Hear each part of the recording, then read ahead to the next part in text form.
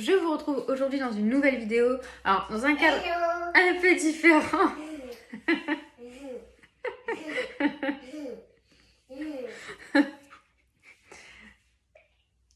Je vais pas le refaire. Il y en a un qui a déjà compris comment que ça marchait. Mais oui, je vous disais, un cadre un peu différent.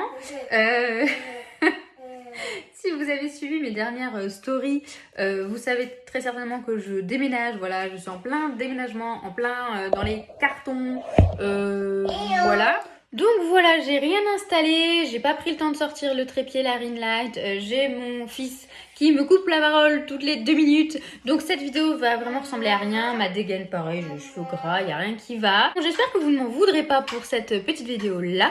On verra quand je serai réinstallée cet été, je vous ferai des vidéos un peu mieux cadrées avec un peu moins de fond sonore surtout. Mais là, il fallait absolument que je vienne vous faire un retour vidéo sur ce bouquin-là. Je l'ai terminé hier soir et je peux dire que c'est mon coup de cœur de cette année. Pour le moment, en tout cas, c'est celui-ci.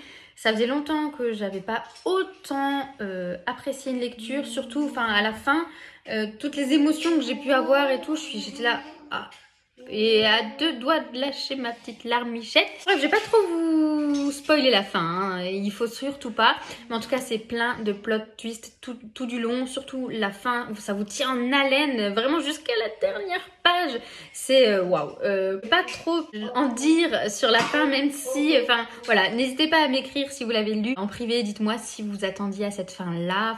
Est-ce que vous aviez deviné que ça se terminerait ainsi? Moi, pas du tout. J'avoue que je m'attendais pas... Voilà. Une Gibel, de toute façon, ses livres, c'est des pépites. Avant celui-ci, j'avais lu Le Purgatoire des Innocents en premier. Et là, waouh, d'emblée, vous êtes dedans et vous êtes là. Il y a des scènes qui peuvent être très dures à lire, qui vraiment vous retournent l'estomac. Et j'avais lu Ce que tu as fait de moi aussi. Pareil, il y a des passages qui peuvent être très durs. Tout dépend de votre niveau de sensibilité, j'ai envie de dire. Mais voilà, par rapport aux 2 précédents que je viens de lister, celui-ci est beaucoup plus soft. Voilà, c'est un thriller plutôt léger, on va dire, entre guillemets. C'est même une belle histoire fond. Et vous vous ennuyez pas du tout. Super bien écrit et ouais, on est à fond dedans. C'est un petit pavé, mais encore, voilà, c'est gentil. C'est 600 pages, je crois. Mais on les sent pas du tout passer. Honnêtement, ça se lit tout seul. Et je peux que vous le recommander. Ça se passe en montagne en plus, donc si vous me connaissez, vous savez que j'ai un amour pour la montagne. Donc c'est peut-être le petit truc en plus qui m'a fait adorer